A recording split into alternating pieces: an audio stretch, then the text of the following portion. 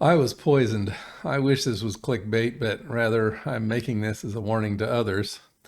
I didn't mean to do it, at least didn't do it to myself directly. I was stupid in hindsight anyway, and I'm not going to die or anything, but I'm certainly not happy with myself. I've got the mildest level of poisoning, but it's still very annoying. Note before we go on, this is not medical advice. If you think you've been poisoned, consult a professional immediately, hotline, doctor, whatever. And note here, the pictures are all fake because I don't want to get sued by some big chemical or pharma company. Okay, so how did it happen? Well, the termite company came over to spray our new house. Yeah, we bought a house that's a pre-existing house and we're having it redone. And I'm going to do another video on that because some things are going to change necessarily because of the layout of that house. And I've been at our current house 3 different times when they did this, total spraying stuff. And then there's the quarterly checkups where they come and they, spray some powder around, and never had any trouble before. So this time I hung around after they left, and I was mostly outdoors and I was doing some simple repairs. And I'm just not sure, frankly, how it happened. One thing is I use the outdoor sink where they mix their chemicals, and I wash my face and hands.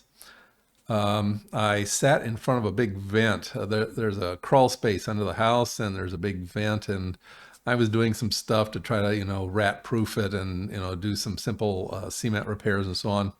And they sprayed underneath there, and maybe the stuff drifted out. I don't know. And there's some other possible uh, places where I could have picked it up, maybe in a shirt sleeve and used it to wipe my face or something. But anyway, it happened, so not sure how. The what is this bifenthrin something? No idea. Never heard of it before today.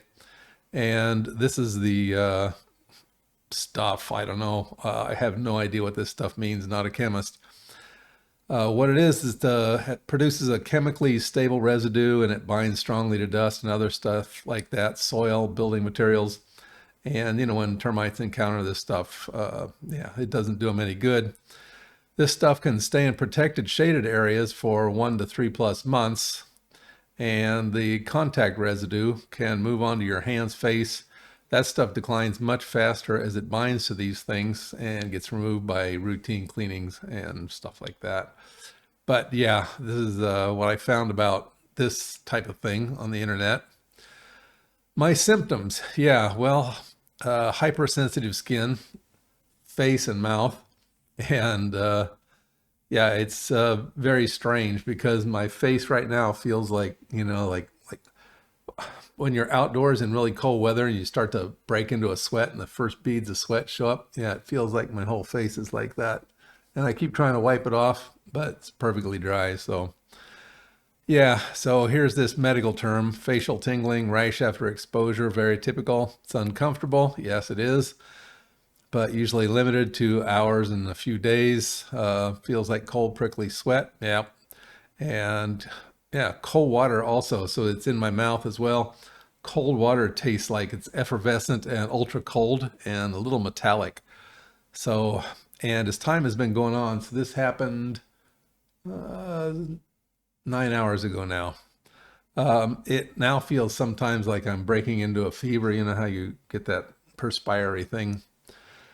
So other possible symptoms, and these need immediate medical attention: dizziness, headache, nausea, vomiting, tremor, muscle twitching, in severe cases, seizures, and respiratory irritation if inhaled. So yeah, these are really serious things. In any case, you should seek medical attention. Don't get advice from me or the internet.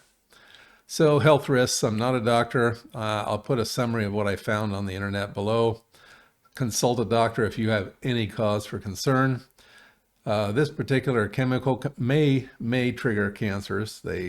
They're not definite on it. And repeated exposure can cause chronic skin sensitivity. So yes, this can actually create a situation where you become more and more sensitive to the same or similar chemicals.